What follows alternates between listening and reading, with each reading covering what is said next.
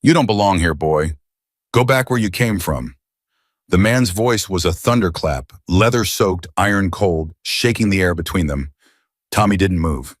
8 years old, 72 pounds soaking wet, standing in the middle of a dirt road with 2,000 motorcycles rumbling behind the biggest human being he'd ever seen in his life. And somehow, Tommy Callahan lifted his chin and said, "I do belong here. My grandpa said so." If you're watching this right now, subscribe to this channel, drop a comment telling me what city you are watching from. I want to see exactly how far this story travels. The day Tommy Callahan's world ended, it was raining in Cincinnati. Not the soft, forgiving kind of rain that washes things clean. It was the kind that hits the roof of a hospital and sounds like something demanding to be let in, relentless, indifferent. The kind of rain that doesn't care what's happening on the other side of the glass. Tommy was sitting in a plastic chair, the color of old mustard, his sneakers not quite reaching the floor, when a nurse with kind eyes and a tight mouth knelt down in front of him and said the words he would spend the next 3 years trying to unhear. "Honey, your mom and dad, they're not coming back." He didn't cry. He remembered that later and felt guilty about it for a long time. He didn't cry because some part of his 80-year-old mind simply refused to translate those words into something real. His parents had dropped him at his friend Marcus's house for a sleepover. His mom had kissed the top of his head. His dad had done that thing he always did, a double tap on the shoulder, like a secret handshake, like a promise. And then they'd driven off into a Friday night that turned into a rainstorm, that turned into a 2-car collision on Route 4 that the police report would later describe as unsurvivable. Tommy sat in that plastic chair for 4 hours before his Aunt Deborah arrived. He watched the double doors at the end of the hallway. He counted the ceiling tiles. He ate a bag of peanut butter crackers that someone had pressed into his hands without asking. And he kept waiting for his father's double tap on his shoulder. It never came. Aunt Deborah and Uncle Hank had lived in a 2-bedroom house in Dayton that always smelled faintly of cigarette smoke and something fried. They weren't bad people. Tommy would remind himself of that often in the months that followed, the way you remind yourself of something you're trying hard to believe. They weren't bad people. They were just people who had made their lives a certain size, and Tommy didn't fit inside that size. "We'll make it work," Deborah told Hank on the first night, loud enough that Tommy could hear through the thin wall of the room they'd given him, a storage room mostly with a cot pushed up against boxes of holiday decorations. "We don't have a choice." "We always have a choice," Hank said. Silence, then don't. Tommy pulled his knees up to his chest and stared at a Santa Claus figurine on top of a cardboard box. Santa's painted smile was enormous and frozen, and somehow the saddest thing Tommy had ever seen. He missed his dad. He missed his mom. He missed the way their house had smelled coffee and something sweet in the mornings, the particular sound of his dad's laugh cutting through a football game on TV. He missed being known. That was the thing nobody ever talked about, how when you lose your parents, you don't just lose them. You lose the people who knew every version of you, the people who remembered you learning to walk. He cried finally in that storage room with a frozen Santa watching him. He cried until he was empty. 3 weeks after the funeral, a lawyer named Gerald Pratt drove to Dayton in a gray sedan and sat across from Deborah and Hank at their kitchen table with a manila envelope and an expression that suggested he had delivered complicated news before and had developed a professional neutrality about it. "Before the accident," Gerald Pratt said, folding his hands on the table, your late brother-in-law, Richard Callahan, had updated certain legal documents following the passing of his father. Richard's father, Walter Callahan, passed away 8 months ago." "I know when Walter died," Deborah said. She said it like the words tasted bad. "Of course." Walter's estate included a parcel of land in eastern Montana, approximately 4,000 acres. The Callahan Ranch. Gerald Pratt slid a document across the table. Per Walter Callahan's will, the ranch was transferred to his son Richard upon Walter's death. And per Richard's updated documents, given the AI circumstances, it now belongs entirely to Thomas Richard Callahan. There was a silence. Then Hank said, "The boy." "Your nephew, yes." Deborah picked up the document. Her eyes moved across it. 4,000 acres of nothing in Montana. It's a working ranch, or was some years ago. There hasn't been active operation in... "I know what the ranch is," Deborah cut him off. She set the paper down. Walter Callahan called Richard exactly twice in the last 10 years. Once when he needed money, once when he needed a signature on something. He was not what you'd call a present father. Nevertheless, so Richard, who also barely knew his father, who never talked about that ranch, who drove through Montana once on a road trip and called it the most depressing place on earth. Richard left his son a 4,000-acre tax burden in the middle of nowhere. Gerald Pratt adjusted his glasses. The property taxes are current through the end of the year. After that, the estate, which is to say Tommy, would be responsible. He's 8, Hank said. Yes. He doesn't have an estate. Technically, he does. It's the ranch. Another silence, longer this time. Tommy, who had been standing in the doorway of the kitchen for the last 2 minutes, invisible to all 3 adults, took one quiet step back into the hallway. He had heard every word. His grandfather, Walter Callahan, was a name he had heard maybe 4 or 5 times his entire life. A gruff voice on a speakerphone call on a Christmas morning years ago. A name attached to an awkward pause whenever Tommy asked why they never visited any other family. His father never said his own father's name without a complicated look crossing his face, the kind of look that carried weight it didn't want to explain to an 8-year-old. But now Walter Callahan had left Tommy a ranch, 4,000 acres in Montana. Tommy went back to his cot and sat very still. He didn't know why, but something in his chest had shifted, something small and warm, like a pilot light clicking on.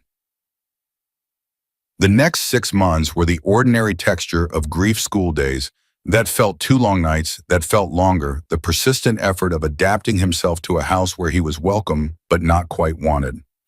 Deborah did her best. She packed his lunch. She signed his permission slips. She came to his school concert in November and clapped. Hank was less present, working double shifts at the plant, showing up at dinner, with tired eyes and the careful distance of a man who didn't know how to talk to a child and had stopped trying. Tommy was quiet. At school, his teachers described him as thoughtful and introspective, which were the words adults used when they meant, "We're not sure if he's okay." He made one friend, a red-haired girl named Pauline, who collected rocks and didn't require much conversation, and that was enough. But at night, when the house settled and the television in the front room murmured Deborah and Hank toward sleep, Tommy would pull a folded piece of paper from under his mattress. A printed satellite image of the Callahan Ranch that he'd pulled up on the school computer and printed during library hour. He'd stare at it for a long time, tracing the lines of fence with his finger. The long unpaved road cutting through the acreage, the cluster of structures near the center that might be barns or might be something else. He didn't know what he was looking for. He only knew that it felt like looking for something. The idea arrived fully formed one Tuesday afternoon in April, the way the most consequential ideas often do, not built piece by piece, but landing all at once, like something dropped from a height. He was going to go to the ranch. Not they were going, not someday. He was going to go. He had looked up the Greyhound bus schedule on the library computer. He had looked up how many transfers it took. He had $37 in a shoebox under his cot from birthday money and odd jobs, and $2 he had found in the cushion of the couch. He had calculated with the particular focus of a child who has decided something that $37 was enough to get him to Billings. After Billings, the ranch was about 2 hours east. He would figure that out when he got there. He told no one, not Pauline, not the rock in his chest that had begun to feel tentatively like something almost like purpose. He left on a Thursday morning in the last week of April when Deborah was at her second job and Hank was sleeping after a night shift. He left a note on the kitchen table that said, "I went to see my grandpa's ranch. I'll be okay. Sorry for worrying you. Tommy." He put on his backpack. He walked to the bus station. 31 hours later, one bus change in Chicago, another in Bismarck, a 4-hour delay that he spent eating vending machine crackers and watching a man teach his elderly mother how to use a smartphone. Tommy Callahan arrived in Billings, Montana with $11 and a phone number scrawled in the margin of his satellite printout that Gerald Pratt had mentioned once offhandedly as a contact number for the property. He called it from a payphone outside the bus station, the kind of payphone that had no business still existing in the modern world. It rang 4 times. Then a voice answered, deep, unhurried, the voice of a man who had seen enough of the world to have stopped being startled by it. "Yeah," Tommy swallowed. "Hi, my name is Tommy Callahan. My grandfather was Walter Callahan. He left me his ranch and I'm in Billings. I was wondering if someone could come get me. A long silence. How old are you? 8, but I'll be 9 in June. Another silence different from the first one. Then stay where you are. Don't move. Don't talk to anybody. You at the bus station. Yes, sir. I'll have someone there in 40 minutes. The line went dead. Tommy stood with the payphone receiver in his hand for a moment, then set it back on its hook. His heart was hammering. His palms were sweating. The man hadn't given his name. 43 minutes later, a truck that had been black about 20 years ago pulled up to the curb. The man who got out was enormous, not just tall, but vast. The kind of physical presence that rearranged your perception of how much space a single person could occupy. He wore a leather vest over a flannel shirt. His arms were covered in tattoos that had blurred with age into a kind of moving landscape, dark and indistinct. His beard was gray-streaked and long. His eyes were pale blue, and they landed on Tommy the way a searchlight lands on something it wasn't expecting to find. He stood there for a moment looking down at Tommy. Tommy looked back up. "You're Walter's grandson," the man said. It wasn't a question.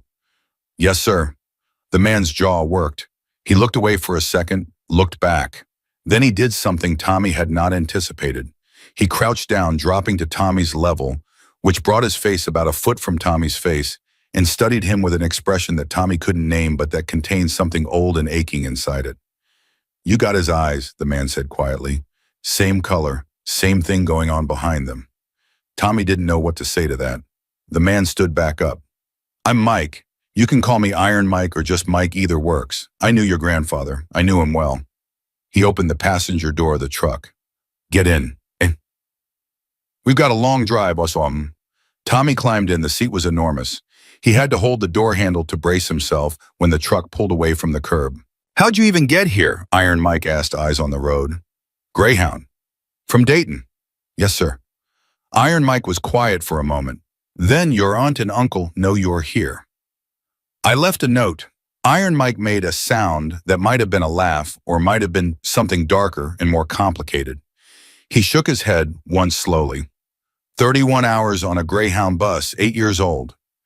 He glanced sideways at Tommy. "Your grandfather did that same damn thing once. I'll tell you that story sometime."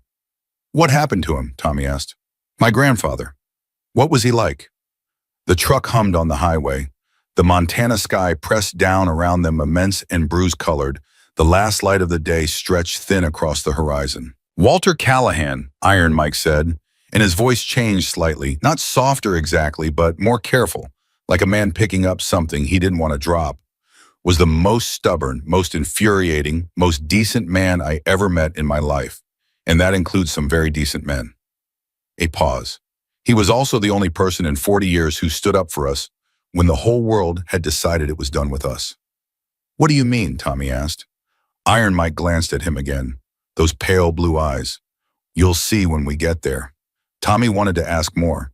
He could feel the questions stacking up behind his teeth, but something about the way Iron Mike said, "You'll see," the certainty of it, the weight of it, made him wait. He pressed his forehead against the cold window glass and watched the dark land roll past. They turned off the main road onto an unpaved track that Tommy recognized from his satellite printout. The truck bounced and groaned over the ruts. The headlights swept across brush and fence posts and the skeletal outlines of old wooden structures. Tommy sat up straighter. Then Iron Mike stopped the truck. "Before we go in, he said, putting it in park and turning off the ignition. "I need you to understand something." "Okay." Iron Mike turned in his seat to look at Tommy directly. "What you're about to see, what you're about to find out, is not something most people know. Your grandfather chose to keep it that way. He kept it that way because he understood that some things are only safe in the dark." He paused.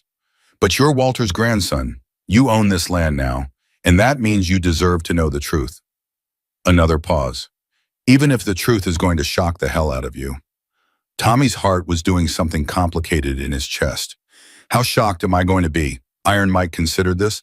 "On a scale of 1 to 10, yeah, about a 15. He started the truck again. They rolled down the last quarter-mile of dirt road, rounded a long bend, and Tommy Callahan saw it. The lights came first. Dozens of them, then scores, then what seemed like hundreds, amber and orange, and flickering the way firelight moves strung between structures and spread across the land like a sprawling, breathing city that had no business existing in the middle of 4,000 acres of eastern Montana nowhere. And the sound.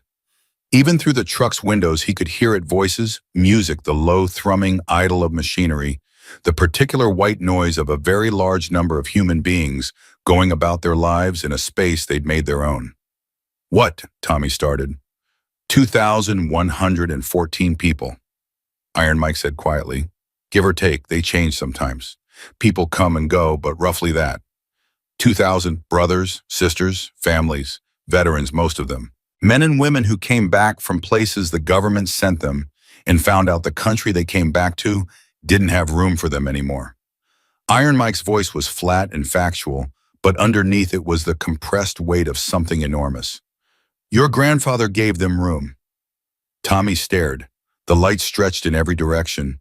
He could see figures moving between structures. He could see, was that a child on a bicycle? Were those people sitting around a fire? Was that Hell's Angels, Iron Mike said. "That's what they'll call us if you look us up. That's the name on the vest." He touched the patch on his own chest without looking down at it. But inside this fence were just people who had nowhere else to go. He looked at Tommy. "Your grandfather was the only man in 40 years who looked at us and didn't see what everyone else sees."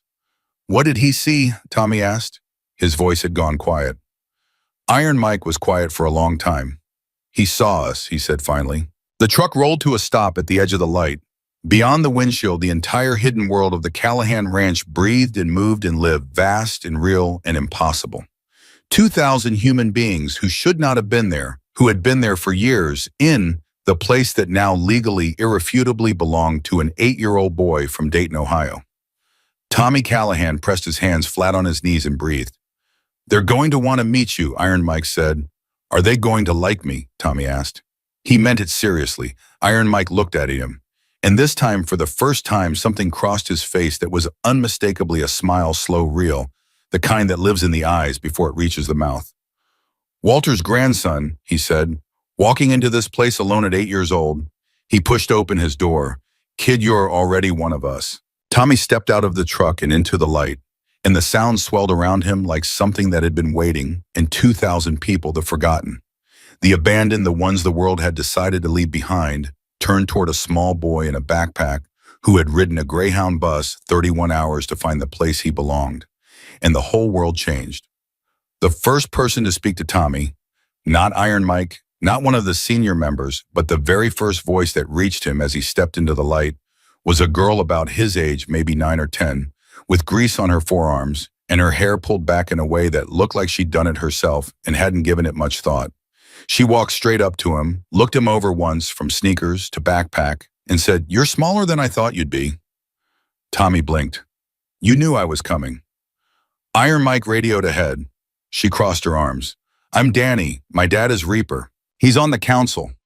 She said it the way some kids say their dad is a doctor or a firefighter, matter of fact, no performance. "You're Tommy, Walter's grandson. You own all this." "I guess so." "You guess so or you do." Tommy straightened slightly. "I do." Danny studied him for another second, then nodded once, apparently satisfied.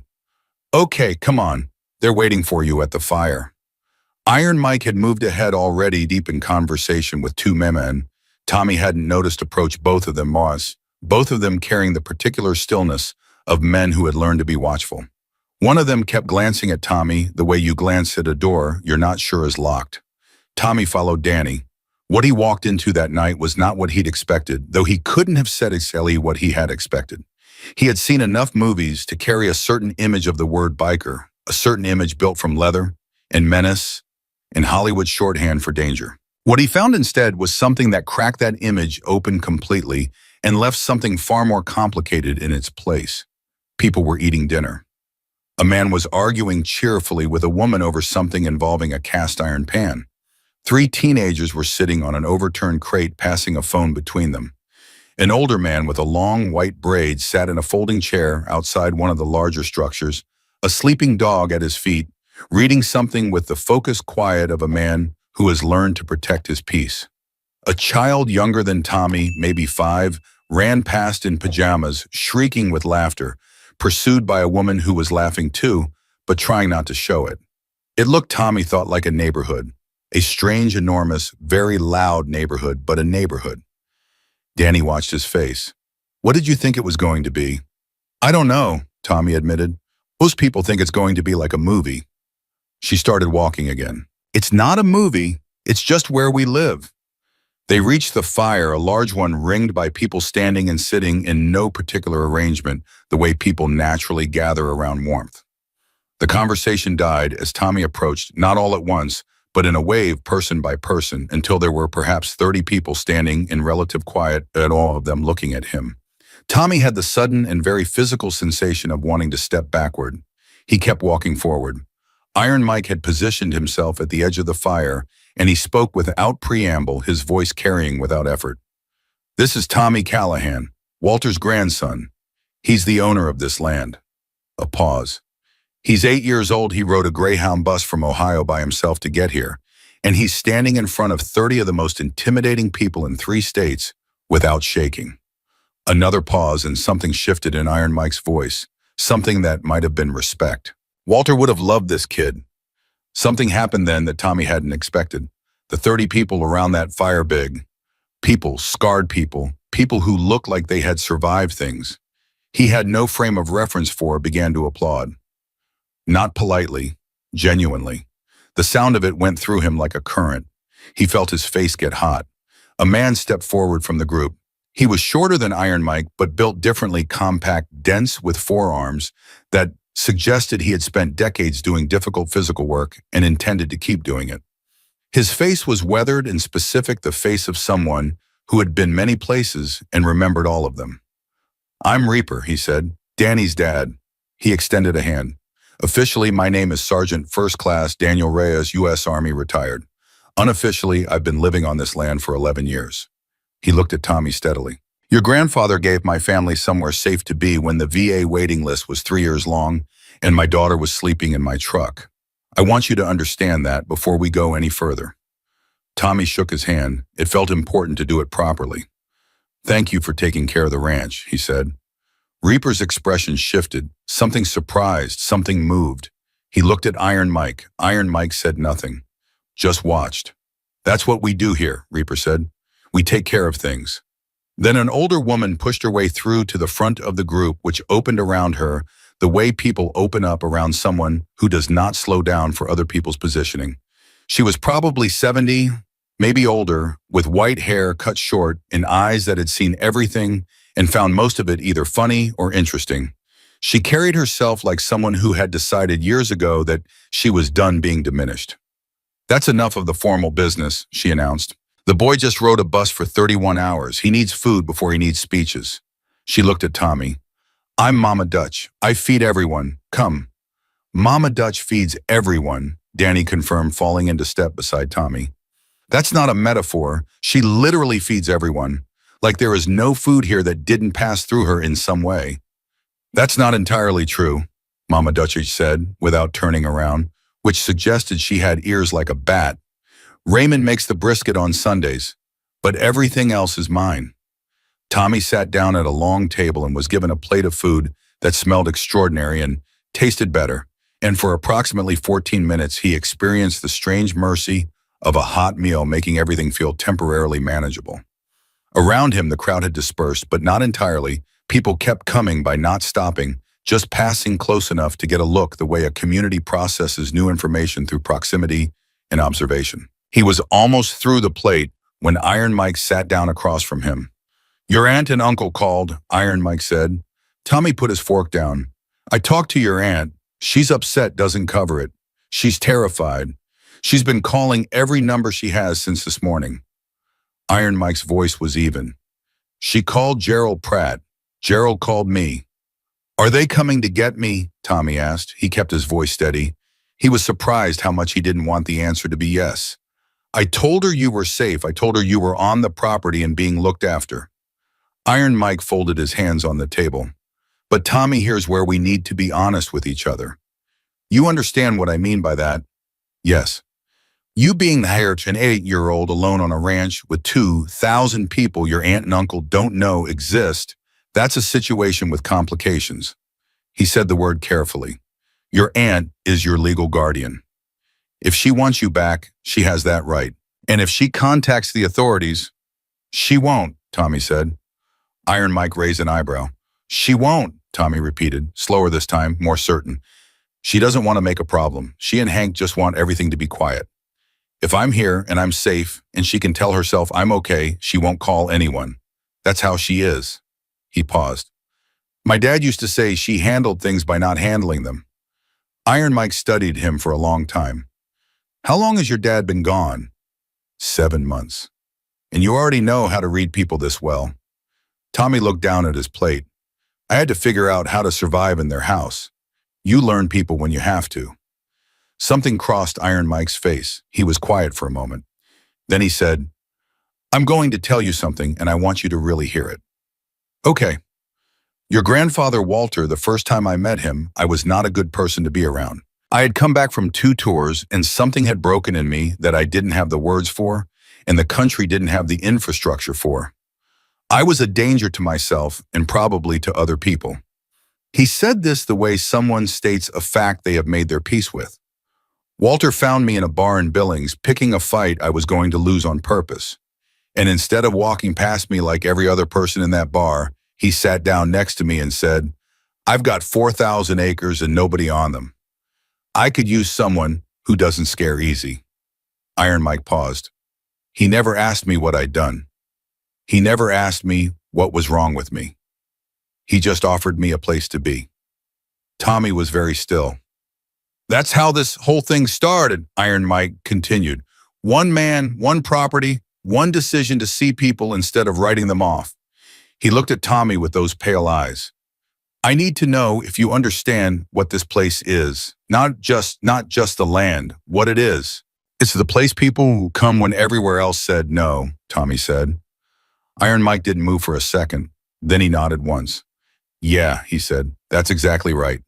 It was Danny who found Tommy an hour later sitting alone outside one of the smaller buildings, his back against the wall, staring at a sky that had gone completely dark and become something astonishing, more stars than he had ever seen in his life, the kind of sky that makes you aware of how much light you've been losing to cities. You're not asleep, she said, sitting down next to him without asking. No. You're thinking. Yes. About what? Tommy was quiet for a moment. My dad never talked about this place, like never. I asked him once why we didn't visit Grandpa Walter, and he just said they were complicated. I thought it meant they'd had a fight or something. He paused. But Grandpa Walter was protecting all these people. That's not nothing. Why wouldn't he tell me that? Danny pulled her knees up. My dad says sometimes people protect things by pretending they don't exist. Like if nobody knows it's there, nobody can take it away. Tommy sat with that. Your grandpa came out here twice a year, Danny said. I remember him. He used to bring candy, the really good kind, not the cheap Halloween stuff. He'd sit with the older guys for hours. I was little, but I remember him. What was he like? Danny thought about it. Quiet, but not empty quiet. The kind of quiet where you can tell there's a lot going on behind it. She glanced at Tommy. Like you kind of. Tommy felt something strange happen in his chest. Not sadness, is called something adjacent to it, but warmer. He left me this place, he said. I keep thinking about why. Why me? Why not just leave it to Iron Mike outright or the Brotherhood or... Because it's yours, Danny said, simply immediately as if it was obvious. It was your grandfather's and he gave it to your dad, and now it's yours. It's family. You don't give family to someone outside the family. The Brotherhood is family. Yeah, but they're your family too now. She said it without drama. That's just how it works here. Tommy looked at the stars for a while longer. Then from somewhere inside one of the buildings behind them, a voice rose, male textured with age, carrying the particular authority of someone accustomed to making himself heard over engine noise, and it cut through the night air with a clarity that made both children turn. Where is the Callahan boy? Danny got to her feet. That's Shepard. He's on the inner council. Something changed in her face, not fear exactly, but the kind of heightened alertness that comes from knowing a situation just elevated. He didn't come to the fire earlier. Why not? And because Shepard doesn't do anything without a reason, and when he does show up, it means something's changed. She reached down and grabbed Tommy's arm. Come on. If he's looking for you, you need to be the one to walk toward him, not the one they have to come find. Tommy didn't fully understand that logic, but he followed it because something in Danny's voice told him she was right. They went inside. Shepard was not what Tommy expected. He'd been building an image in his head based on the names Iron Mike Reaper, Mama Dutch, a mythology assembled from road-worn archetypes. Shepard dismantled it. He was perhaps 60 lean with the deliberate physical economy of someone who had spent years conserving energy and effort for when it counted. He wore glasses. He had the hands of someone who read a great deal. He looked at Tommy the way a professor looks at a student who has arrived significantly ahead of schedule. Sit down, he said, and pulled out a chair at a small table. He waited until Tommy sat, then took the seat across from him and folded his hands and looked at the boy for a long moment without speaking. Danny hovered near the door. Iron Mike appeared in the doorway behind her, filling it, saying nothing. Your grandfather told me about you, Shepard said finally. He showed me a photograph.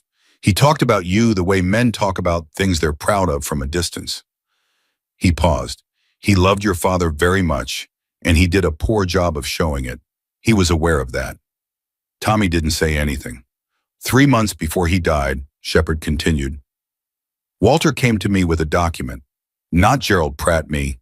He came in the middle of the night, which was unusual, sat down at this table, and said he needed to tell me something that only one other person on Earth knew. Shepard's eyes were steady on Tommy. He said he'd been watching the government's land policies for 15 years. He said he'd seen what happened to sanctuary properties, to veteran communities, to holdings that existed outside the mainstream. He said he was afraid. Iron Mike shifted in the doorway. Afraid of what? Tommy asked. Afraid that after he was gone, someone would challenge the legal status of this place. That someone would look at 2,000 people living on private land under unusual arrangements and decide there was an opportunity, political, financial, bureaucratic. Shepard reached into his jacket and produced a folded envelope. He set it on the table between them. So he set things up very carefully, and part of how he set them up involved you. Tommy looked at the envelope. What is that? That, Shepard said, is a letter Walter wrote to you. He asked me to give it to you only if you came here yourself, not if someone brought you. Not if you were delivered here by circumstance. Only if you came on your own. He paused. He said if you had the nerve to come on your own, you were ready to know what it said. Tommy looked at the envelope for a long time. The room was completely quiet. Outside, the ranch breathed and murmured and lived. Inside this room, 2,000 people's futures were concentrated in the space between an 8-year-old boy and an envelope his dead grandfather had written to him. Tommy reached out and picked it up. His name was written on the front in handwriting he'd never seen before, slanted, deliberate, the handwriting of someone who had taken penmanship seriously in a time when people did. Tommy. Just that. One word. His name. He opened it. The letter was 3 pages long. Tommy read it slowly, his lips moving slightly on the harder words, aware of every person in the room watching him and trying not to show it. He read the first page. He read the second. He started the third and he stopped. His face changed. Danny, watching from across the room, said later that she would never forget the expression that moved across Tommy Callahan's face in that moment. She said it was like watching someone find out they were a different person than they thought they were, not in a bad way, but in a way that required the old version to step aside and make room. What does it say? She asked because she couldn't help it. Tommy looked up from the letter. He looked at Iron Mike. He looked at Shepard. His voice when it came was very quiet. He says Iron Mike is my legal guardian, he said. He says he had it drawn up properly, notarized, filed with the county. A pause. He says my dad knew. He says my dad signed off on it before the accident. Another pause longer. He says he was waiting for me to come find it myself because he said any kid worth his salt eventually goes looking for where he came from. Iron Mike closed his eyes for 1 second. Just one. Then he opened them, and his voice when he spoke was rougher than it had been all night. Yeah, he said, that sounds like Walter. Tommy folded the letter carefully. He put it back in the envelope. He held it in both hands. He says one more thing, he said. What? Shepard asked. Tommy looked up. He says take care of them the way they took care of me, and you'll never be alone another day in your life. Mama Dutch, who had appeared at some point in the last few minutes, made a sound in the back of her throat that she immediately covered by clearing it. Iron Mike crossed the room, pulled out the chair beside Tommy, and sat down. He put one enormous forearm on the table and looked at the boy. Not at a complication, not at an obligation, at something he recognized. Okay, he said. So, here's what we need to talk about. Iron Mike said, here's what we need to talk about. And then he took a breath that told Tommy the conversation was going to be one of those conversations, the kind that rearranges your understanding of everything that came before it. Gerald Pratt filed the guardianship paperwork 3 days after your parents' accident, Iron Mike said.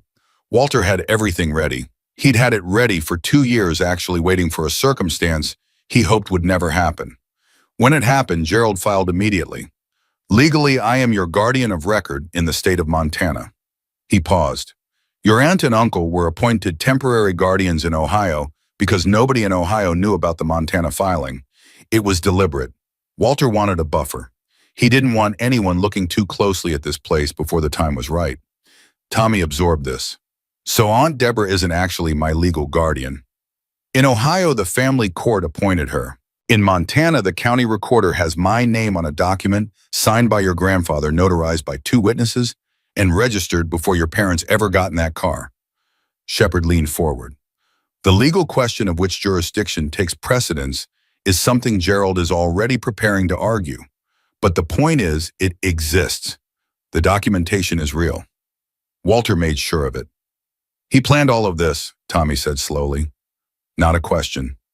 Walter was not a man who left things to chance, Shepard said. He had watched this government come after communities like this one for 30 years. He had watched them find technicalities. He had watched them manufacture reasons. So he spent the last decade of his life closing every door they could walk through.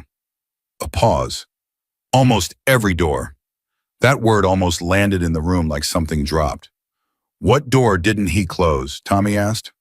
Shepard and Iron Mike exchanged a look. The kind of look that carries an entire conversation inside it, the kind adults exchange when they are deciding in real time how much to tell a child, weighing the protection of ignorance against the danger of it. Iron Mike spoke. 3 weeks ago, a man named Agent Curtis Hale from a federal land oversight division made an inquiry with the county about the Callahan property. He wanted the tax records, the deed history, and the registered occupancy filings. A pause. There are no registered occupancy filings because this community has never been officially registered. It's existed under the protection of private land rights and Walter's careful management of who knew what. But Hale's inquiry suggests someone somewhere told someone something. Tommy felt the warmth from the fire outside the window and the cold certainty of what Iron Mike was saying settle over him at exactly the same time. Someone reported the ranch. We think so. Who? Another look between Iron Mike and Shepard. Shepard said carefully, we have some ideas. Tell me. Iron Mike looked at him. You sure you want that conversation tonight? You've had about as full a day as a person can have. Tell me, Tommy said again.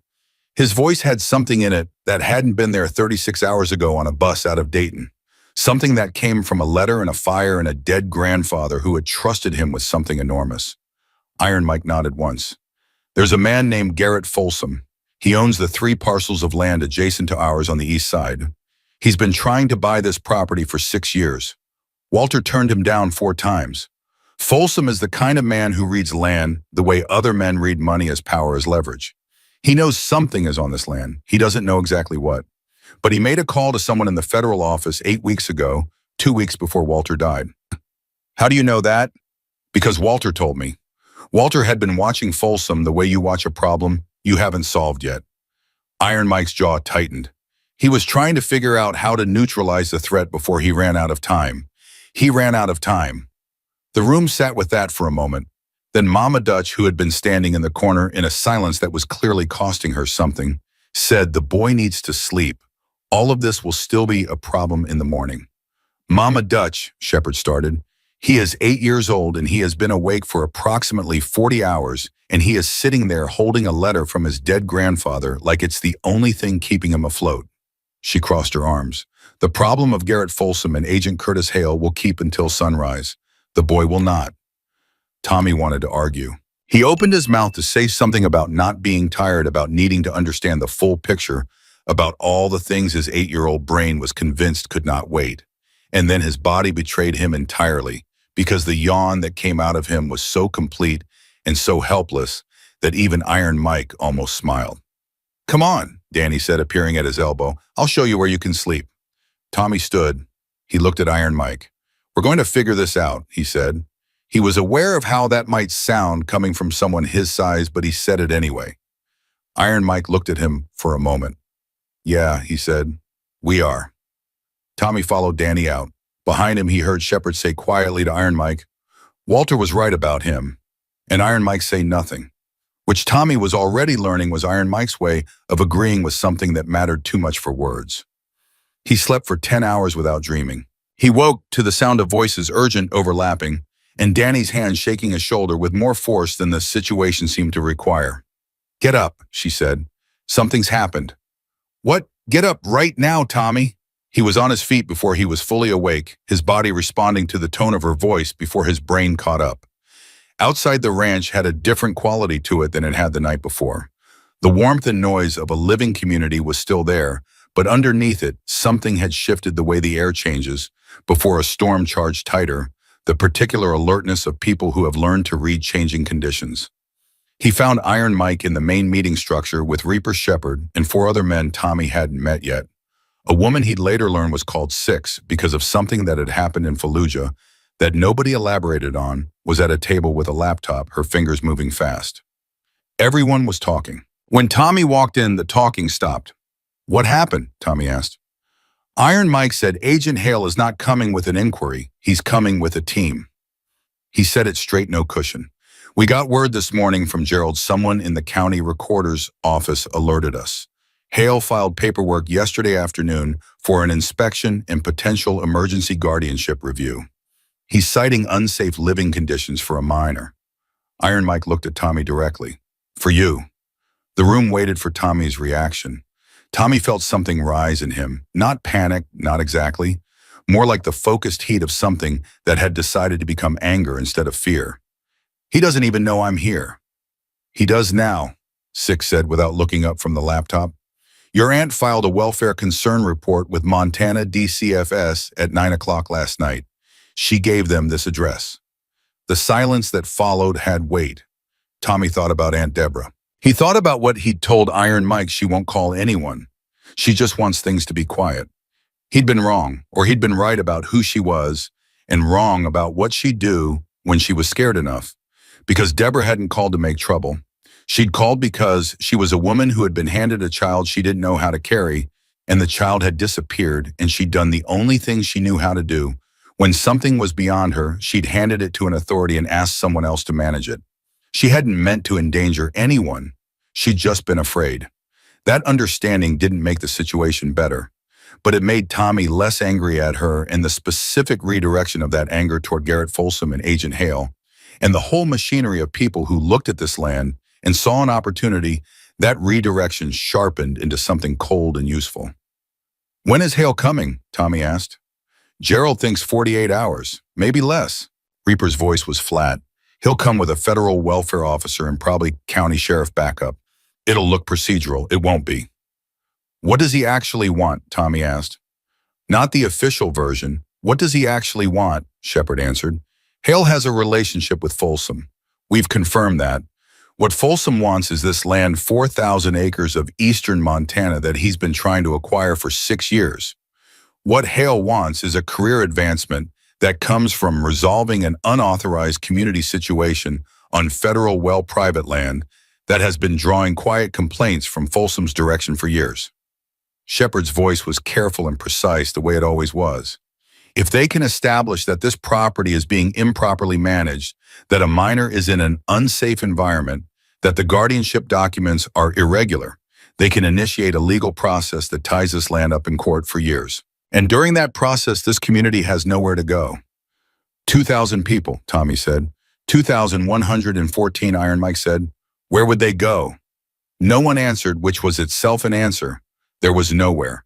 That was the entire point of this place. It existed because everywhere else had already said no. Tommy stood in the middle of that room and felt the full weight of what his grandfather had handed him settle onto his shoulders.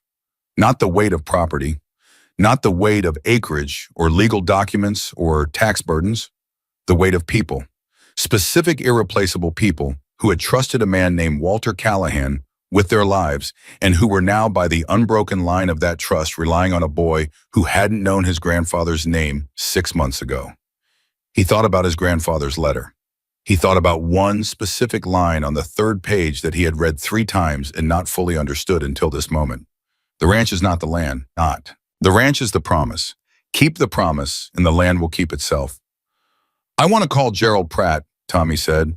Heads turned. Right now, I want to talk to him myself, not through anyone else. He looked at Iron Mike. He's my lawyer too, right? If he was my grandfather's lawyer and my grandfather left everything to me, then he represents me.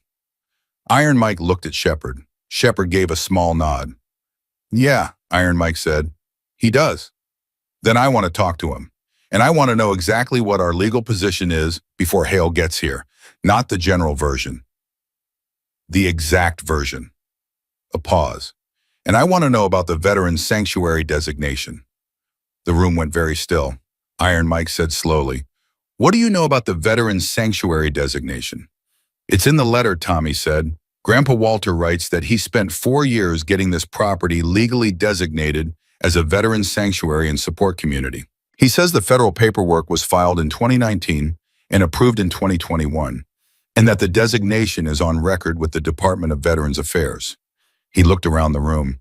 He says almost nobody knows about it because he filed it quietly.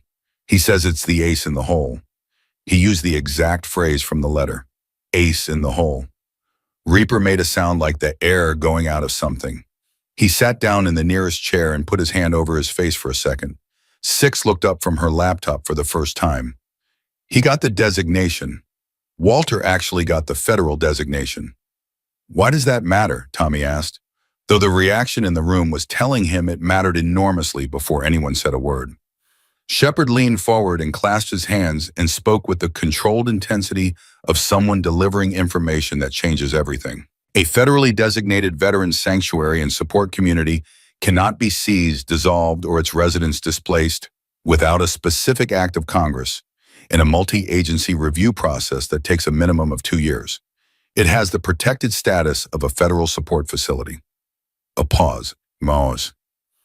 Agent Hale cannot walk onto this property and initiate an emergency removal process if this property has that designation. He doesn't have the authority. No county sheriff does. No family court in Ohio does. Another pause.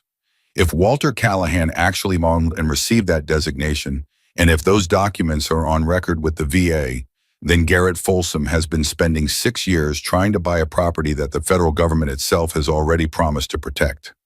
Tommy let that land. Then he said, Where are the documents? That is the question, Shepard said. Walter told Iron Mike they existed. But Walter was the only person who knew exactly where the physical copies were filed beyond the VA record itself. And the VA record takes 48 to 72 hours to pull, minimum, probably longer for a designation from 2021 that nobody has touched since. 48 to 72 hours. Hale arriving in 48 hours or less, the margin was razor thin, and everyone in the room knew it. The letter, Tommy said, all eyes on him.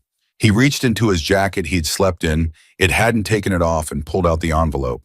He unfolded the letter to the 3rd page and found the passage he was remembering. His finger moved down the line and stopped. He read it once to himself, then read it aloud. He says the paperwork the government needs is not with Gerald. Gerald has the guardianship and the deed records. The VA designation documents are in the old feed barn, in the metal lockbox under the floor panel on the north wall, 3rd board from the left. The combination is your father's birthday. I always trusted that your father would tell you one day. Tommy looked up. Iron Mike stood up from his chair slowly with the deliberate movement of a man making sure he was hearing what he thought he was hearing. He hid them on the property. In the feed barn, Tommy said. North wall, 3rd board from the left. He paused. My dad's birthday is March 14th.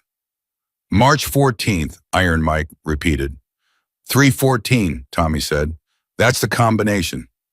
For exactly 3 seconds, nobody moved. Then Reaper was on his feet. I know where the old feed barn is.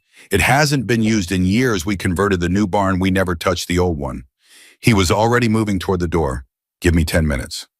I'm coming, Tommy said. Tommy. He wrote the letter to me, Tommy said. That's my father's birthday. I'm coming. Iron Mike looked at him for one long moment. Then he simply stepped back and gestured toward the door. After you. The feed barn was on the far north end of the property, which meant walking through the full breadth of the ranch in the early morning, and what Tommy experienced in those 10 minutes was something he would try to describe later and find that he never quite could. It was the experience of a community waking up around him, people nodding, stepping aside, watching with expressions that were carefully neutral on the surface and completely undisguised in the eyes. They knew something was happening. They could feel the shift in the air the same way Tommy could, and they watched him walk through them with Iron Mike at his side and Reaper ahead of them, and what he felt from them was not the pressure of expectation, but something stranger and more profound. It felt like hope, like 2,000 people quietly handing someone their hope and trusting them to carry it without dropping it. He kept walking. The feed barn was old and dim and smelled of decades of hay and engine oil and time. Reaper went straight for the north wing. Tommy went with him, crouching down at the base of the wall, counting boards from the left.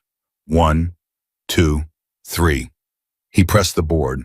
It moved slightly with the give of something that had been designed to be moved.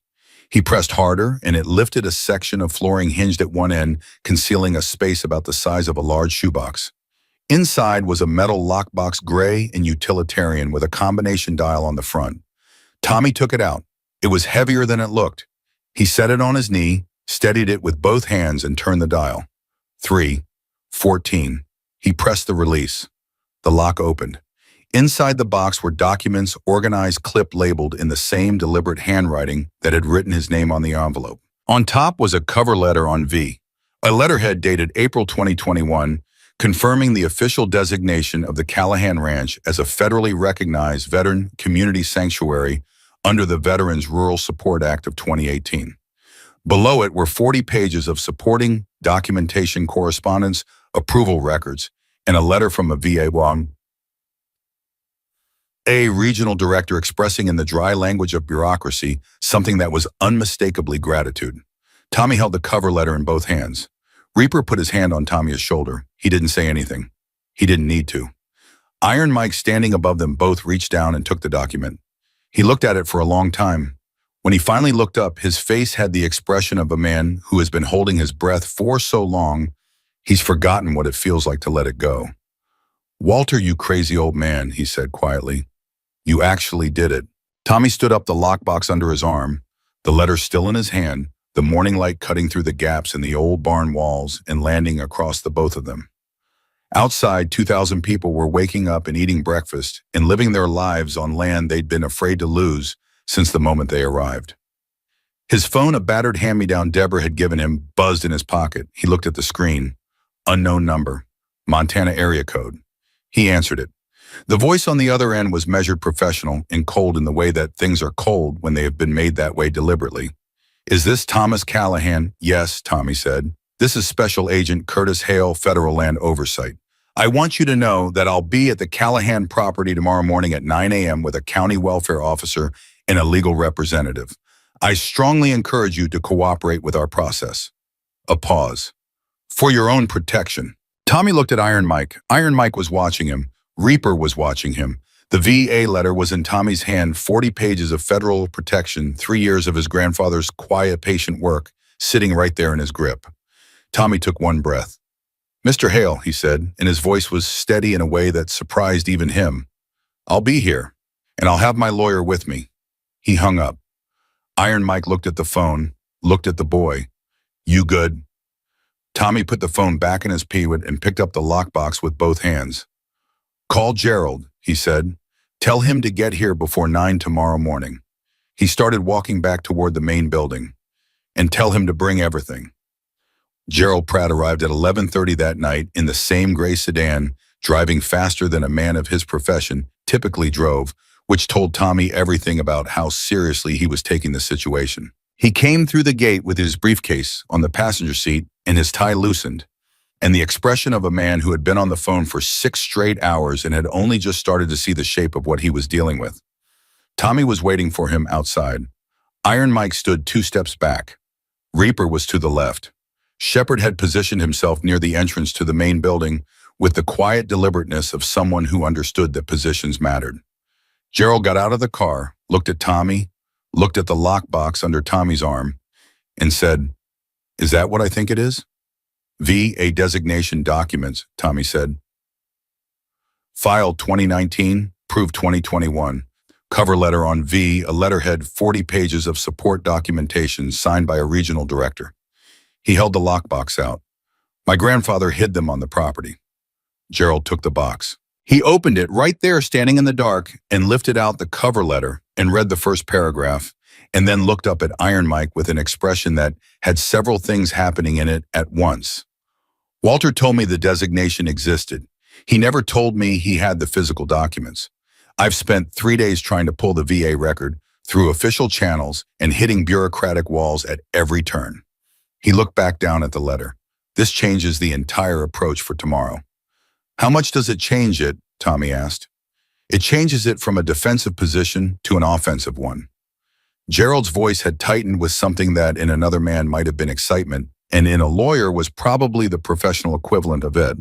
"Hale is coming tomorrow expecting to walk onto a property with unclear legal standing, a minor, in an ambiguous guardianship situation in an unauthorized residential community. What he's going to find instead is a federally designated veterans sanctuary with documentation in hand, a minor whose guardianship is on record in this county, and a lawyer who has been up since 5 this morning preparing for exactly this conversation." He closed the lockbox. "Mr. Hale is going to have a very bad morning." "Good," Tommy said. Gerald looked at him, really looked at him with the particular attention of someone recalibrating. "How are you doing, son?" It was the first time since the hospital in Cincinnati that an adult had asked him that question and actually waited for an answer. Tommy thought about it honestly. "I'm okay," he said. "I think I'm where I'm supposed to be." Gerald nodded slowly. "Your grandfather said you'd say something like that." He picked up his briefcase. "All right, let's go inside. We have a lot of work to do before 9 o'clock. They worked until 3 in the morning. Gerald spread documents across the table and walked Iron Mike and Shepard through the legal architecture of the designation, the guardianship, filing, the deed history, the specific federal statutes that protected, recognized veteran communities from the kind of administrative action Hale was attempting. Shepard asked questions that surprised Gerald with their precision. Iron Mike said almost nothing but absorbed everything with the focused attention of a man building a structure, in his head load-bearing, wall by load-bearing wall. Tommy sat through all of it. He drank 2 cups of coffee that Mama Dutch gave him with the wordless authority of someone who had decided the circumstances justified it, and he listened to every word, and he asked 3 questions during the entire 3 hours, but they were the right 3 questions, the kind that cut to the thing underneath, the thing that identified the pressure point rather than the surface. Gerald answered each one fully without simplifying, and each time he looked at Tommy afterward with the same recalibrating expression, like a man revising an estimate upward. At 2:30, Iron Mike sent Tommy to sleep. "You need 2 hours minimum," he said. "You're not going to be useful tomorrow if you're running on nothing." "I want to be there when Hale arrives," Tommy said immediately. "You will be, I promise you that." Iron Mike met his eyes. "Tommy, I need you sharp tomorrow. 2 hours." Tommy went. He lay on the cot in the small room they'd given him and stared at the ceiling and thought about his father. He thought about the fact that his father had known about this place, had known and had signed the guardianship papers, and had never said a word. He tried to be angry about that and found he couldn't sustain it because the more he sat with it, the more he understood it. His father had been protecting him the same way Walter had been protecting everyone, by not saying the thing until the person was ready to hear it, by trusting that when the time came, the right person would find their way to the right place. His father had tapped his shoulder twice at the door, a secret handshake, a promise. Maybe he had known more than Tommy thought. He slept for exactly 112 minutes and woke up without an alarm at 4:50, completely alert the way you wake up when your body understands that today is not an ordinary day. Danny was outside his door with a plate of food and the expression of someone who had also not slept much. Mama Dutch made breakfast at 4, she said. She said anyone who can't sleep should eat. What about you? Tommy asked. Why are you up? Danny shrugged. My dad said something was happening today. I don't sleep when something's happening. She paused. Also, I wanted to make sure you ate. They sat together and ate in the early morning quiet, and Tommy told Danny about the VA documents and about Gerald's reaction and about what it meant. And Danny listened with the focused attention of someone who had grown up understanding that the security of this place was not abstract, that it was personal and specific and could be taken away. So we're actually going to be okay, she asked. Gerald thinks so. What do you think? Tommy chewed, considered. I think we have the right documents and the right argument, and we need to make sure Hale doesn't find a way around them. He paused. I think my grandfather built something really strong here, and Hale doesn't know how strong it is yet. Danny was quiet for a moment. My dad said something this morning, before you were up. She looked at her plate. He said your grandfather used to tell him that the ranch would outlast everyone who wanted to take it because it was built on something those people didn't understand. What was it built on? He said Walter always said the same thing. She looked up. Loyalty doesn't expire. Tommy sat with that. Outside the ranch was waking up slowly early, with the particular readiness of people who had been warned that today was different. He could feel it in the quality of the sound, the voices a notch quieter and more deliberate, the movements carrying the slightly heightened precision of people who have agreed without discussion to be their best selves on a given day. 2,000 people getting ready. At 8:45, Gerald Pratt straightened his tie and laid his documents in order on the table he had set up near the main gate. 3 folders, 2 certified copies, 1 original with the VA letterhead on top. Iron Mike stood to his left. Shepard stood to his right. Reaper was 20 feet behind them with 6 other senior members of the Brotherhood standing in the way that men stand when they are choosing to stand there deliberately as a statement. Tommy stood next to Gerald. You don't have to be at the front, Gerald said quietly. You can stand back. I'm fine here, Tommy said. If Hale tries to make the conversation about your welfare directly, then we talk about my welfare directly, Tommy said. I'm fine. I'm safe. I'm with my legal guardian. That's all true. Gerald looked at him. You're going to be a problem for somebody someday, he said, which coming from Gerald Pratt was clearly a compliment. At 8:58, 2 vehicles came up the road, a gray government SUV and a county sheriff's vehicle. They pulled up at the gate and stopped. 3 men got out of the SUV, 2 in federal agency gear, 1 in the business casual, of a man who deals in paperwork rather than field work. The sheriff's deputy stayed near the county vehicle, one hand resting on his belt, watching without expression. The man in business casual walked to the gate. He was perhaps 50, with the unremarkable face of someone who had cultivated unremarkableness as a professional tool and eyes that moved fast and calculated quickly. He looked at Gerald.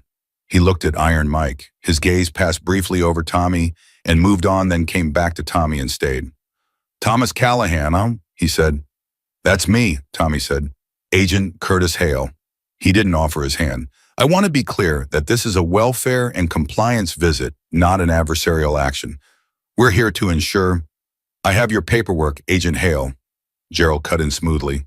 The emergency guardianship review petition and the property inspection request. I'm prepared to address both. He opened the first folder. My name is Gerald Pratt. I represent the estate of Walter Callahan and by extension Thomas Callahan as sole heir. I'd like to begin by establishing the legal standing of this property. Hale's eyes had sharpened. He'd arrived expecting a lawyer. Gerald had announced himself by phone, but there was something in the ordered precision of Gerald's setup that registered as a different level of prepared than he'd anticipated. That's fine. We can at the Callahan Ranch, Gerald continued as if Hale hadn't spoken, was designated by the Department of Veterans Affairs as a federally recognized veteran community sanctuary on April 17, 2021, under the Veterans Rural Support Act of 2018. The designation was filed under application number VRS-2019-0847 and approved following a 14-month review process. He lifted the VA cover letter from the top of the pile and held it out. This is the original approval document. I also have 40 pages of supporting correspondence and the signed approval letter from a regional director, Marion Suisse. Hale took the document. He read the first paragraph. His expression did not change, but something behind it did a subtle recalibration, the way a chess player's face stays neutral when they realize their opponent has a piece they didn't know about. This would need to be verified, he said. Of course, Gerald said. I've also prepared a formal verification request that I'm prepared to submit to the VA regional office today, which will confirm the document within 72 hours. However, under federal statute 38 CFR 17.732, the presentation of a valid designation document shifts the burden of proof to the challenging party, which means, Agent Hale, that until you can demonstrate a reason to override this designation, you do not have jurisdiction to initiate an emergency inspection or guardianship review on this property. The second federal agent, who had been standing slightly behind Hale, leaned in and said something in a low voice. Hale's jaw tightened. The welfare of the minor is a separate matter from the property designation, Hale said. He looked at Tommy. Thomas, are you here voluntarily? Yes, Tommy said. Do you feel safe? Yes. Are you aware that your aunt and uncle in Ohio have expressed concern about your... I'm aware, Tommy said. I spoke to my aunt this morning. He had in fact called Deborah at 7 a.m., a conversation that had lasted 11 minutes and during which Deborah had cried twice, and Tommy had said, I'm okay about 8 times, and at the end, Deborah had said, just come home, baby, and Tommy had said, this is my home, Aunt Deborah. And there had been a long silence, and then Deborah had said, I don't know what to do with that. And Tommy had said, you don't have to do anything. I'll explain everything when I can. He wasn't sure it had resolved anything, but he'd made the call, and he'd meant every word of it. My aunt filed a welfare concern because she was scared, Tommy said now, looking at Hale directly. She didn't know where I was. Now she does. She knows I'm safe. She knows I'm with my legal guardian. He paused. Iron Mike Calloway is my court-appointed guardian under a filing registered with this county. Gerald has those documents too. Hale looked at Gerald. Gerald produced the second folder. The next 20 minutes were a legal conversation that Tommy followed in its broad structure, if not every technical detail. Gerald presenting documents, Hale requesting verification, Gerald citing specific statutes, the second federal agent making quiet phone calls, and coming back with expressions that grew progressively less confident. The sheriff's deputy had moved to lean against his vehicle in a way that suggested he was professionally distancing himself from whatever was unfolding at the gate. Then Hale made his move. Tommy had been watching for it the way Danny had said her father watched for things that hadn't happened yet. Even granting the designation, Hale said, the scale of the residential community on this property constitutes an unauthorized habitation under State Code 76-3-204. 2,000 residents without registered.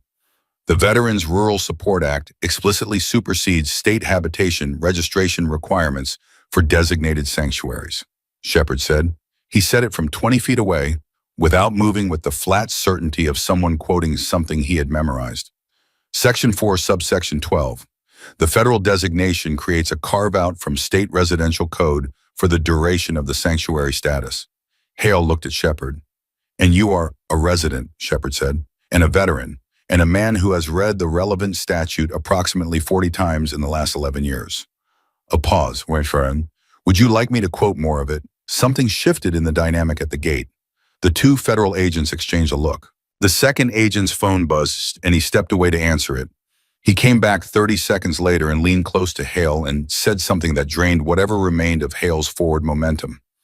Hale stood very still for a moment. Then he looked at Tommy one more time. This isn't finished, he said. The words were meant to sound like a warning. They landed, Tommy thought, more like a man reminding himself of something than threatening someone else. I understand, Tommy said. You're welcome to complete the verification process through proper channels. Gerald will coordinate with your office. He paused. But yes, we'll be here. Hale looked at him for one long moment. This small boy in yesterday's clothes holding his ground at the entrance to a ranch that had just produced paperwork nobody had expected. And then he looked at the lockbox Gerald had set on the table, the VA letter, the guardianship documents, the 40 pages of Walter Callahan's careful, patient, decade-long preparation, and he picked up his copy of the cover letter and walked back to the SUV. The vehicles reversed. They drove back down the road. The sound of the engines faded. Nobody moved for about 10 seconds. Then Reaper let out a breath that seemed to come from somewhere very deep and said very quietly, "God Almighty." Someone behind Tommy started clapping. Then someone else. Then it was coming from everywhere at once, rolling forward from the back of the gathered crowd. And Tommy turned to find that the area behind them, the open space between the gate and the main buildings, was full. Not 30 people as there had been at the fire 2 nights ago. Hundreds. Standing there, having watched, having waited. Men and women who had fought in places with names that had taken something from them and come home to find nothing waiting. Who had found this land and this community and this fragile, improbable sanctuary, and had woken up this morning not knowing if it would still be theirs by afternoon. The applause was not the polite kind. It was the kind that comes from the gut. Tommy turned back to Gerald. His hands were shaking slightly. He noticed that and felt surprised by it because he hadn't been shaking while Hale was standing there. The shaking was apparently what the body saved for after. "Is it really over?" he asked. Gerald was putting his documents back in their folders with the careful precision of a man who did not want to let his own relief become sloppiness. "Today is over," he said. "Hale will file a formal verification request. The VA will confirm the designation. That takes days, maybe a week. He'll explore whether there are other angles." He closed the last folder. "But the core of what Walter built here is solid. It will hold." He looked at Tommy. "Your grandfather was extraordinarily thorough." "He knew someone would come eventually," Tommy said. "Yes, he did." Gerald picked up his briefcase. "And he spent 10 years making sure that when they did, they'd leave empty-handed." Iron Mike put a hand on Tommy's shoulder. Not the double tap his father used to do different, heavier, the weight of a different kind of promise. Tommy felt it go through him. He stood very still and let it. "You did good," Iron Mike said. His voice had the roughness it got when he was saying something that cost him something. Tommy looked up at him. "We did good," he said. From somewhere in the crowd, Mama Dutch's voice carried over everything else, with the authority of a woman who had fed 2,000 people and was not going to let an emotional moment go to waste. "Breakfast is going cold. Everyone inside. The boy can receive his congratulations after he eats something real." The crowd began to move. The applause faded into the natural morning noise of a community exhaling, people clapping each other on the back. Voices rising again into the register of ordinary life. The particular warmth of people returning to themselves after fear has passed. Danny appeared at Tommy's elbow. Her face was doing something complicated, trying to be composed and failing completely, which on Danny looked like the most genuine thing Tommy had seen all morning. "You didn't flinch," she said. "Not once. Hale was standing right there and you just..." She stopped. "You didn't flinch." "I was terrified," Tommy said honestly. "I know. That's not what I said. I said you didn't flinch." He looked at her. "There's a difference," she said simply. They walked back through the gate and into the ranch. 2,000 people moving around them, living their lives on land that was still theirs on a morning that had almost gone very differently. Tommy walked through the middle of all of it with the lockbox under his arm and his grandfather's letter in his jacket pocket, and the particular feeling of someone who has carried a thing a long distance and has not dropped it. But underneath that, underneath the steadiness and the relief and the warm noise of the community closing back around him like water, there was a quieter current that Tommy couldn't quite name. Something that had to do with Hale's parting words. "This isn't finished." Something that had to do with the second federal agent's phone call and the expression that came after it. Something that had to do with Garrett Folsom, who had not appeared today, which meant he was somewhere else doing something Tommy didn't know about yet. He said nothing about this to Danny. He said nothing about it to Iron Mike. He walked into Mama Dutch's breakfast and sat down and ate and let the morning do what it needed to do. But that quieter current ran under all of it, steady and cold and patient, like a river that knows exactly where it's going. Walter Callahan had been thorough. Walter Callahan had prepared for almost everything. The word almost had not gone away. It was still there, sitting in the back of Tommy's mind, exactly where Shepard had placed it the night before, waiting for the moment Tommy had enough silence to really hear it. Almost every door. He looked at Danny across the table. He looked at Mama Dutch moving between the kitchen and the long tables with the efficient grace of someone who has done this 10,000 times. He looked at Reaper, who was talking quietly with 2 other men by the door. and at Shepard, who was reading something on his phone with his jaw set in a way that made Tommy's stomach tighten. Shepard looked up, met Tommy's eyes across the room, and shook his head slightly. Not now, later. Tommy nodded and went back to his food. Later, he thought. Whatever door Walter hadn't closed, whatever it was that Shepard knew and hadn't said yet, it was coming. He was going to need to be ready. Shepard waited until the breakfast crowd thinned. He waited until Iron Mike had finished his third cup of coffee and Reaper had sent Danny outside with the other kids and Mama Dutch had gone back to her kitchen with the deliberate exit of a woman who understood that what was about to happen required fewer witnesses. Then Shepard sat down across from Tommy, put his phone face down on the table and said, "There's something I didn't tell you last night." Tommy put his fork down. "Walter closed almost every door," Shepard said. "The designation, the guardianship, the deed history, the legal architecture is solid. Gerald is right about that." He paused. "But there is one thing Walter could not fix from this side of it. One thing that required someone else to move." "What is it?" Tommy asked. "Your aunt," Shepard said. "Deborah." The word landed quietly. Iron Mike, sitting to Tommy's left, went very still. "Deborah filed the welfare report," Shepard continued. "That report is now on record with Montana DCFS. Hale's petition referenced it. Even if Hale backs off and he will once the VA verification clears, the welfare report creates an open file. And an open file means periodic review, which means this property, this community, this arrangement, it stays visible to people who would rather it wasn't here." He paused. "Unless the report is formally withdrawn by the person who filed it." Tommy understood immediately. Deborah has to withdraw it herself. "Yes. She doesn't know what she opened," Tommy said. "It wasn't an accusation. It was a fact, and he said it like one." "No, she filed it because she was scared, and she wanted someone to find you. She didn't know about the community, didn't know about Hale, didn't know about Folsom, or any of the rest of it."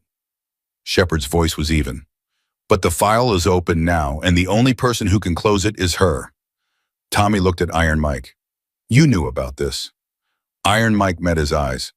"I found out this morning, while you were dealing with Hale." A pause was spawned. "I didn't want to put it on you in the middle of everything else. I needed to know. You needed to get through 9 o'clock first." Iron Mike's voice was firm but not unkind. "You couldn't have handled both at the same time. Nobody could have." Tommy wanted to argue. He sat with the impulse for 3 seconds and then let it go. Because Iron Mike was probably right, and being right about sequencing was not the same as being wrong about the substance. "Okay," then he said. "So I need to talk to Deborah." "You need to do more than talk to her," Shepard said carefully. "You need to tell her the truth, the full truth, about this place, about the people here, about what Walter built and why." He paused. "She is still your family, Tommy. She was scared. She acted from fear.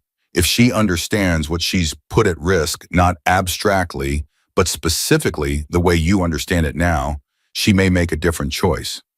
"And if she doesn't?" Tommy asked. He asked it levelly, which was harder than it sounded. Shepard was quiet for a moment. "Then Gerald has other options, slower ones, but we would rather not need them." Tommy nodded once. "I'll call her." "Face to face is better," Iron Mike said. "This isn't a phone conversation." Tommy looked at him. "You want me to go back to Dayton?" "I think you have to." Iron Mike said it straight. No softening. "Not because you're in trouble, not because you don't belong here, but because this is the thing that needs to be done and you're the only one who can do it. Deborah doesn't know me. She doesn't know Shepard or Reaper or any of the rest of us. She knows you." He paused. "And you know her." Tommy sat with that for a long time.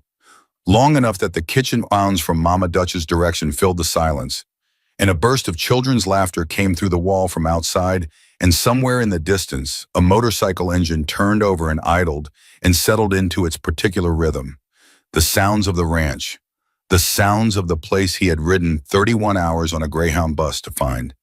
He thought about leaving it even temporarily and felt something pull hard in his chest. But underneath that pull was something steadier. The same thing that had kept his voice level when Hale was standing at the gate. The same thing that had moved through him when he'd read his grandfather's letter by firelight in a room full of people watching him for signs of what he was made of. I'll go tomorrow, he said. I'll talk to her. I'll bring the letter, Grandpa Walter's letter. I'll tell her everything. He looked at Shepard. But I'm coming back. I know you are, Shepard said. I need to hear you say it's not going to be a problem.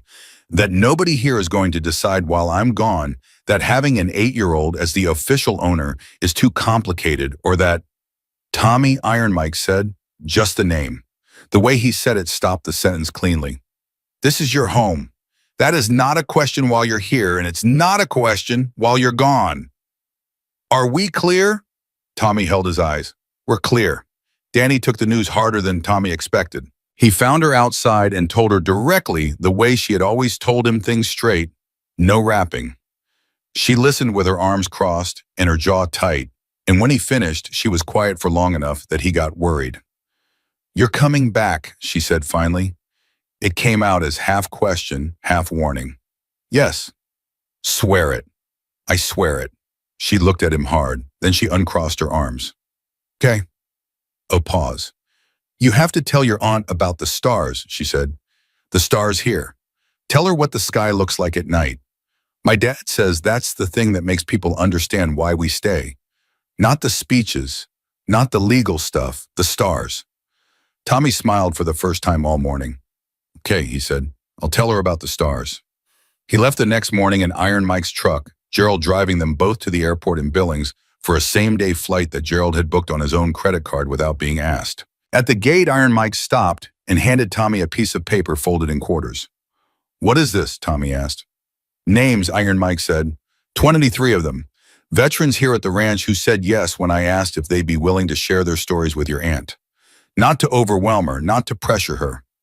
He folded Tommy's hand around the paper.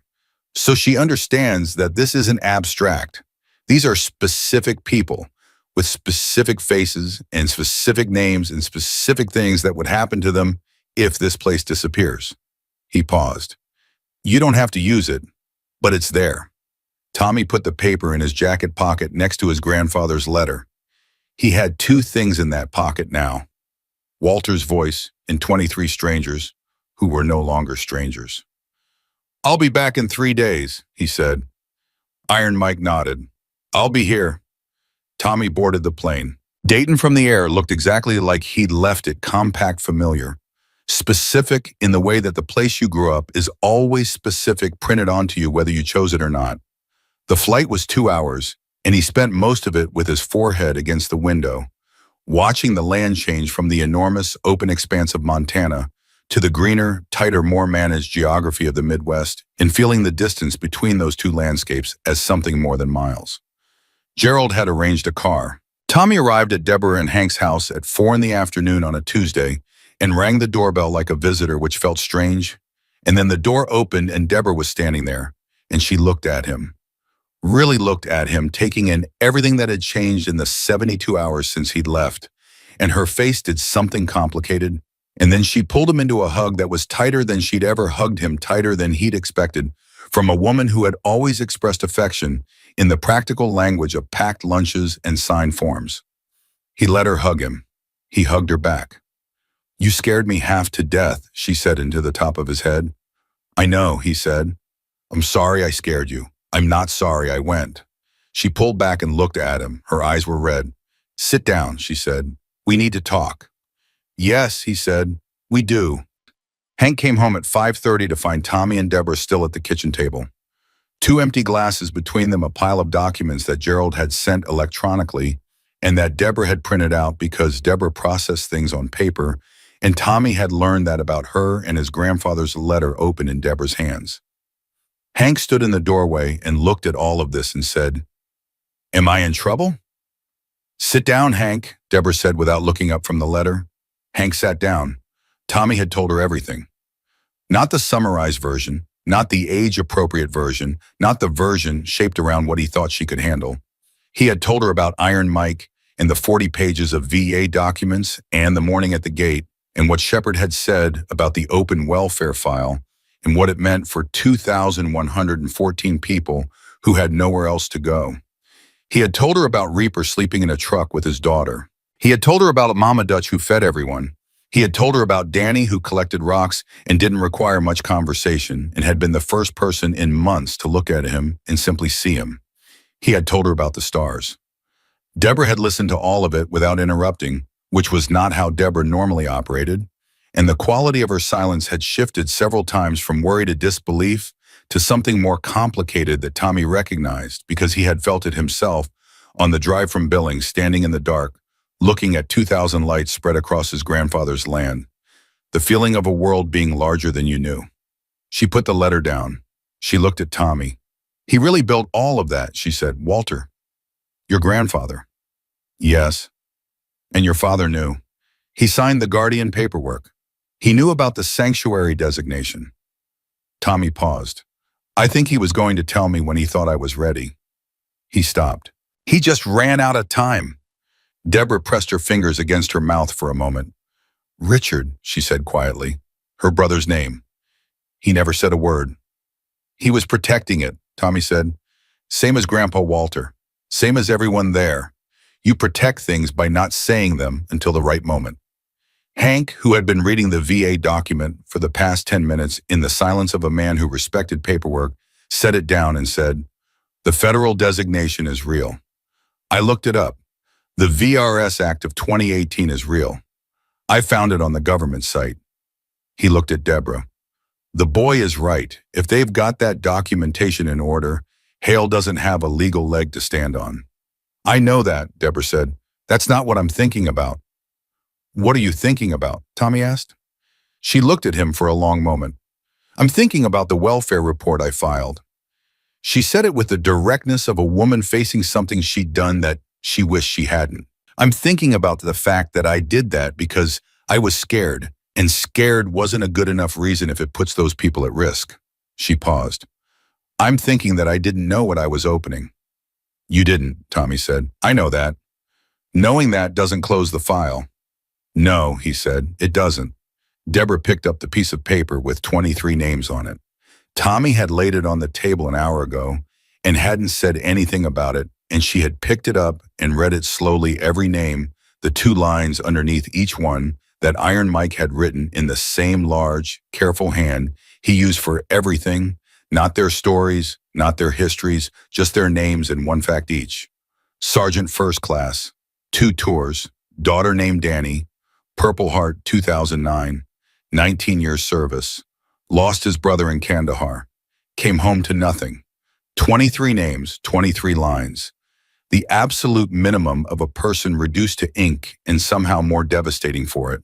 I'll withdraw the report, Deborah said. She said it quietly with the solidity of a decision that has already been made and is only now being said aloud. I'll call the DCFS office tomorrow morning and I'll withdraw it formally. Gerald can tell me exactly what language to use. She set the paper down. These people deserve better than what I accidentally did to them. Tommy felt something unknot in his chest. Thank you, he said. Don't thank me, she said. I'm the one who created the problem. She looked at him with an expression he hadn't seen on her before, not quite maternal, something more specific than that, something that had to do with recognition. You came all the way back here to fix something I broke. That's not an 8-year-old, shouldn't have to do that. I'm almost 9, Tommy said. She almost laughed. She caught it halfway. Your father would have come back too, she said. He would have done exactly what you did. She reached across the table and put her hand over his. He would have been so proud of you. I want you to know that. Tommy looked down at the table. He did not say anything because there was nothing to say to that wouldn't undo something he needed to keep together for a little while longer. Hank cleared his throat. So, Montana. Montana, Tommy said. 4,000 acres. Yes. And 2,000, what did you say, 114 people? Give or take. Hank scratched the back of his neck. And you want to go back there? It's my home, Tommy said. It's where I belong. Hank looked at Deborah. Deborah looked at her hands for a moment. Then she looked at Tommy. We don't have any claim to stop you legally.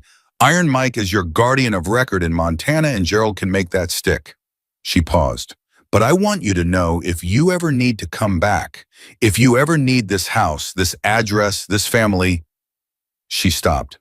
We're not great at this. Hank and I, we're not built for this level of thing, But you're Richard's son, and we're not going to pretend that doesn't mean something. Tommy looked at her. He thought about Santa Claus smiling frozen on a box in a storage room. He thought about packed lunches and signed permission slips and a woman who had handled things by not handling them and had done her clumsy, inadequate, genuinely well-meaning best. I know, he said. Thank you for all of it, even the parts that were hard. He left 2 days later. Deborah drove him to the airport herself, which she hadn't done when he'd disappeared the first time, and stood at the security line in a way that suggested she was trying to decide whether to say something else and had decided against it. Then at the last moment she said, "Tell me about the stars sometime. You mentioned the stars." Tommy picked up his backpack. "I'll call you," he said. "Once a week, I promise." She nodded. He went through security. He was going home. Iron Mike was waiting at the Billings airport with the old black truck and no expression on his face and those pale blue eyes that did the work. His face declined to do. Tommy came through the arrivals door, and Iron Mike looked at him, and what passed between them in that look required no words and got none. They drove. The land opened up around them the way it always did out here, vast and unadorned and completely indifferent to human complication. The Montana sky doing its particular thing of making every problem feel simultaneously more serious and less permanent. Tommy watched it through the window. "She withdrew the report," he said. "Gerald called me," Iron Mike said, "this morning. Is everything okay now?" Hale's office confirmed the VA verification came back clean. Designation is solid. Hale filed a closure notice on the inspection petition this afternoon. Iron Mike's voice carried the deliberate calm of someone choosing not to let relief become noise. Folsom made one more call to the county Gerald tracked it. Nobody at the county is taking his calls anymore. He pushed too hard, and it backfired. A long pause. "Yeah, everything's okay." Tommy nodded and watched the road. "There's something else," Iron Mike said. Tommy waited. "The Brotherhood voted last night." Iron Mike kept his eyes on the road. Full council, unanimous. He reached behind his seat without taking his eyes off the highway and pulled something from behind the headrest and dropped it in Tommy's lap. "That's yours." Tommy picked it up. It was a leather patch, small cut for someone Tommy's size, which meant someone had made it, specifically had measured for it, had decided before he came back that it was going to exist. On it were the Brotherhood's insignia, and one word beneath it separated from the usual designations in letters that had been stitched by hand. Callahan. Tommy held it in both hands. "You're not a prospect," Iron Mike said. "You don't earn it. You were born into it, same as your grandfather. The name on that patch is the reason this place exists." He paused. "When you're ready to wear it, you wear it. Nobody is going to rush you." Tommy ran his thumb over the stitching. Over the name. His name. His grandfather's name. His father's name carried forward in a piece of leather that 2,000 people had voted to put in his hands. He thought about his father's double tap on his shoulder. A secret handshake. A promise. He had spent 7 months waiting for it to come back and understanding that it wouldn't. He understood now that it had come back. Just in a different form. Through a different set of hands. Through an old man who had built something extraordinary in the middle of nowhere and trusted that the right person would come find it. "I'm ready," Tommy said. He put the patch in his jacket pocket next to the letter and the list of 23 names and pressed his hand flat over it for one moment, the way his father used to press his shoulder 2 beats of promise. Then he took his hand away and watched the road carry them home. The ranch appeared on the horizon the way it always did, the lights first amber and scattered the sound following the breathing warmth of a place that was alive because people had refused to let it die. The gate came up and Iron Mike slowed and Tommy sat up straight in his seat. 2,114 people. Veterans and families and children who rode bicycles and women who fed everyone and men who had survived unsurvivable things and come here and found out they were still worth something. A community that had existed in secret and would now exist in the open, protected by 40 pages of federal documentation and 1 decade of a stubborn old man's refusal to leave any door unlocked. Walter Callahan had built something that the world had tried to take and failed. And Thomas Richard Callahan, 8 years old, almost 972 pounds, and the weight of a legacy had walked through a gate and found his family and stood his ground and carried the promise home without dropping it. Some things are built to last. Some promises survive the people who made them travel forward through blood and paper, and the particular stubbornness of those who understand that loyalty does not expire. The ranch stood, the people stayed. The name on the patch was stitched into something permanent. And Tommy Callahan stepped out of the truck, and the lights of his grandfather's land fell across him, and he walked through the gate and did not look back. He was home.